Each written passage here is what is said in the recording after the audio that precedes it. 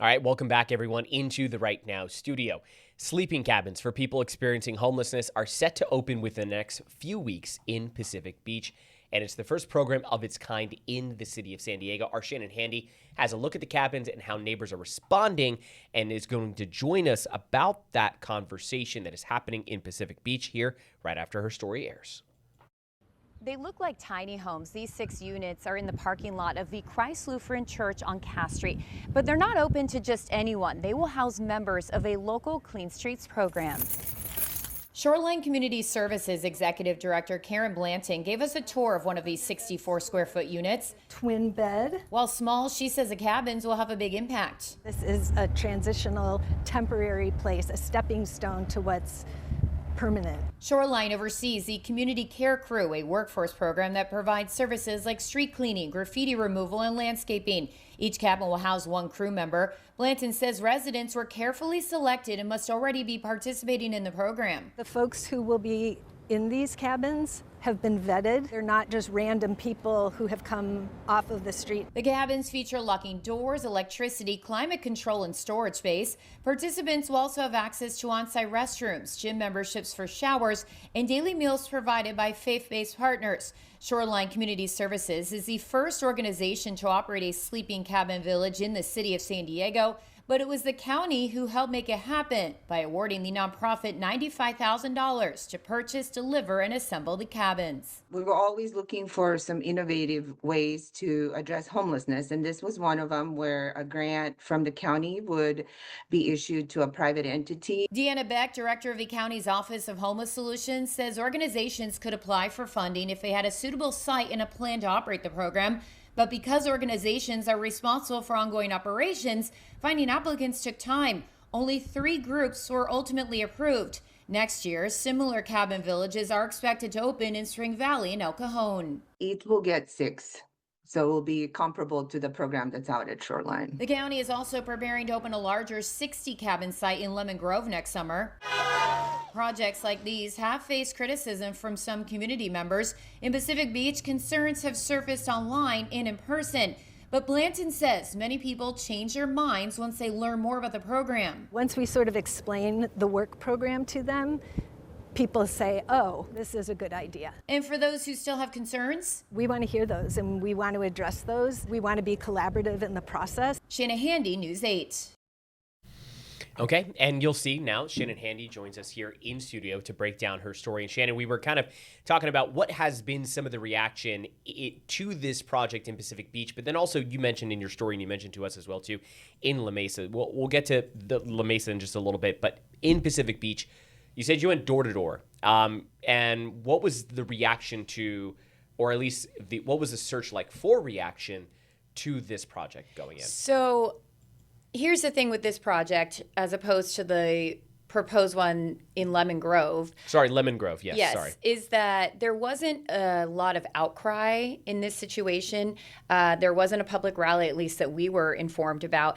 And in fact, the city sent out flyers to make neighbors aware, and there was no response from those flyers. So it was hard to find people other than ones that commented on Nextdoor who were really critical of this or who felt strongly about this. That's not to say they're not out there, but this particular project did not receive the same type of backlash that others have. And I think part of the reason is, number one, that parking lot already offers services for homeless individuals. So there's already homeless people coming to that parking lot.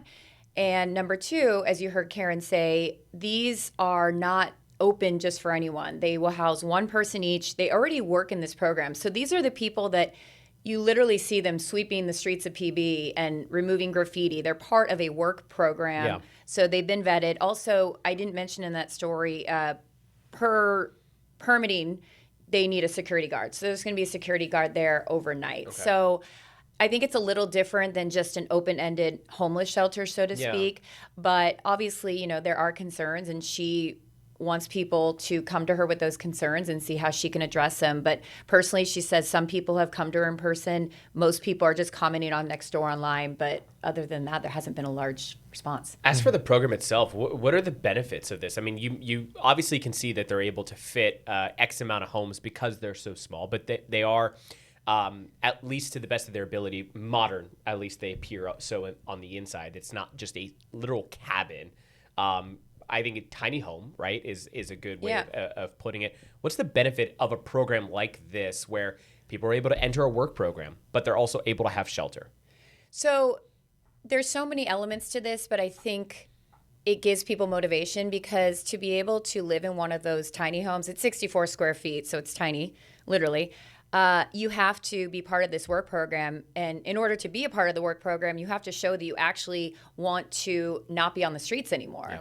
You have to be vetted. You have to get up and go to work. I mean, these people are hired by businesses in Pacific Beach, in La Jolla, in the surrounding community to clean the sidewalk out front. I mean, they have hours, work hours. They get paid to do this job.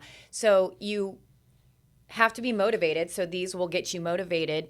And, as Karen told me off camera, she said, these people get up, they go to work, and then they sleep on the streets, the same streets that they're cleaning, and they have nowhere to put their stuff. So this gives them that sense of, responsibility, and gives them even more motivation.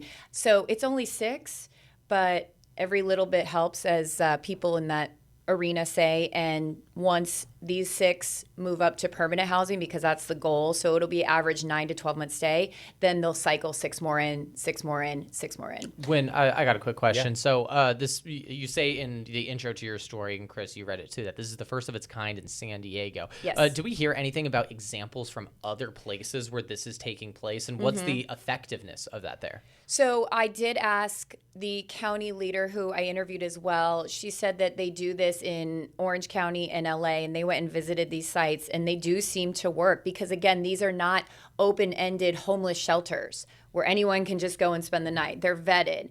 They are part of a program to work their way out of homelessness, and they have caseworkers. So this is something that they see as hopefully going to be successful in San Diego. And the other unique thing about this too is this is in the city, but it was a county grant. And they have to work with the city as well to have it here. And the county said they wanted to be creative.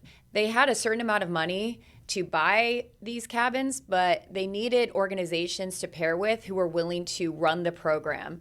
So that is hard to find. Yeah, it definitely is. So what in Lemon Grove specifically has been the pushback from residents there? Okay, so we have covered this story, not personally, but our colleagues have. So Lemon Grove, and I don't have the street off the top of my head, it's a Caltrans property. The county is working towards adding 60 of these cabins on this property.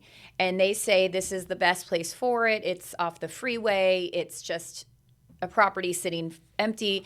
So there have actually been protests in the Lemon Grove community saying it's right across from a school. And so, of course, there's safety concerns when you have unhoused or homeless people, a large group of them living in one place. So I'm thinking that's why there's more outcry, because the Lemon Grove property is much bigger. It's 10 times larger.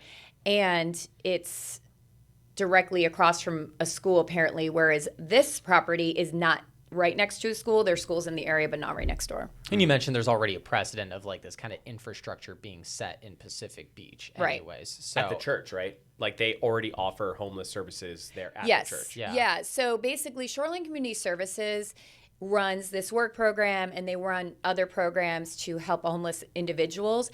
They basically use the property of Christ Lutheran Church to do that. So so they already, when I was there were individuals who appeared to be unhoused there receiving services.